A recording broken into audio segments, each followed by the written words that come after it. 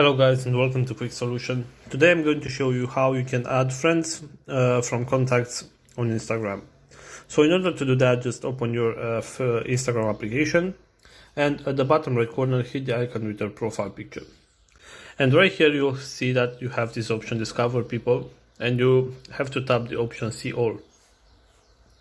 So right here at the top of the page, the very first option is Connect Contacts.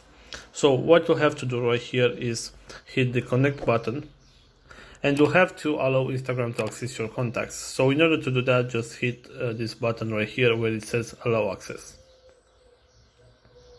and then allow. So basically right now you have allowed access to your contacts to the Instagram application. So as you can see right here, if I'm going to refresh this page, I am able to see all the persons in my contacts list that are available on Instagram, and of course I can go forward and follow them. So if you want to add friends from your contacts, you now just have to simply follow that person and of course see their posts and so on.